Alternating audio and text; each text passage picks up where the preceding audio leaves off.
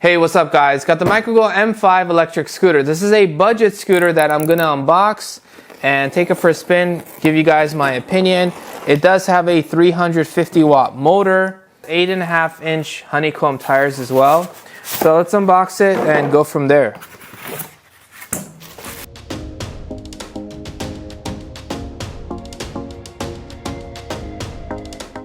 We get some screws, we get some Allen wrenches, we get a bell. We get a screwdriver, both flathead and Phillips. You pop in depending on the side you need. We get a manual. And we get a power supply, and it is 100 to 240 volts if you guys are wondering.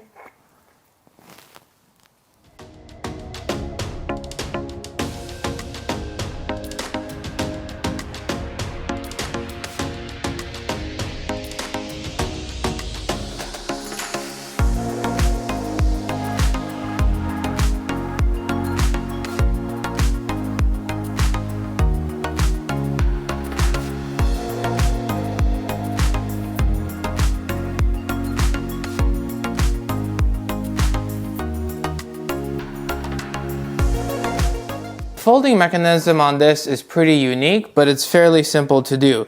So you basically hold this, you push this tab and then you pull this down.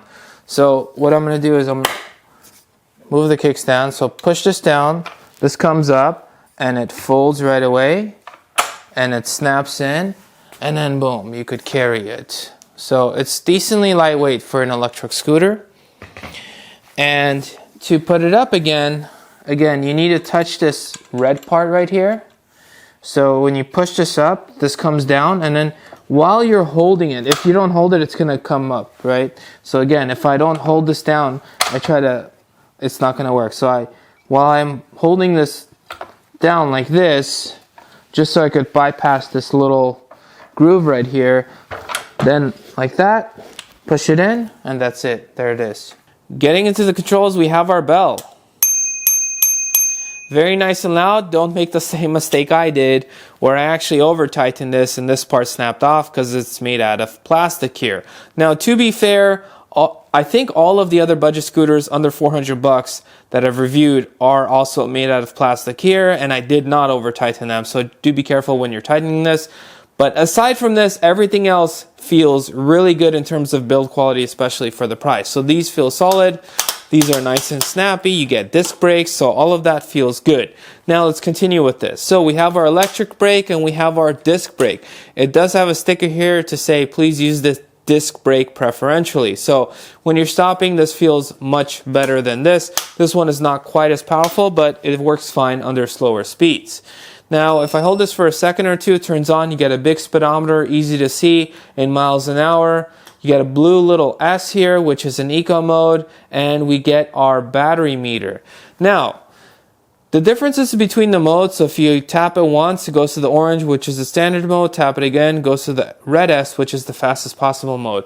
The differences are the top speed you can reach. So, with the blue S, I hold down the throttle, goes to 8 miles an hour. And you might have noticed that you don't actually need to kickstart for this to go, so do be careful with that. I tap it again, so from 8, now we get up to 15. And once we go to the red S, this one goes up to 19 miles an hour. So there it is, and that was the electric brake at work. So the electric is for the front, this is for the back. Now, aside from the screen, if you double tap, turns on the lights. When you're holding the electric brake or the disc brake, it makes the backlight blink. Double tap, turns off the lights, and if you don't want miles per hour, well, triple tap, goes to kilometers an hour. Triple tap again, goes back to miles an hour. Now, something to note that I haven't seen, this actually has a USB here. Now, when I plugged in my phone, what I noticed is it looked like it was charging my phone, but when I actually pulled up amp here, it looked like it wasn't charging it, but it was also not discharging. So it's kind of keeping the phone in its battery state. Took this thing out for a spin for a few miles to get a better feel. Now, in the recordings, the speeds are in kilometers an hour if you guys are wondering. So, starting with the flats, it takes me up to 30 kilometers an hour with decent acceleration. Now, I did ride it in several scenarios, including the hills, so let's just start with the hills. Let me just say that most of the budget scooters struggle up the hills, especially when you weigh a little over 200 pounds like myself. Now, it made it up a decent hill, but couldn't go up on the longer, steeper hill, and you do kind of have to do a little bit of that zigzag motion.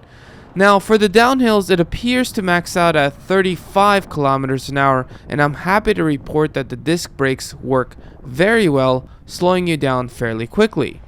Now, since this thing has solid tires, the ride comfort tends to be a tad more bumpy, but with the benefit of not getting flats ever. Pneumatic tires, on the other hand, typically create a slightly smoother ride. However, you can get flats with those, and you do have to check the PSI every now and then for an optimal ride. Now, the build quality is very good considering the price, minus the bell.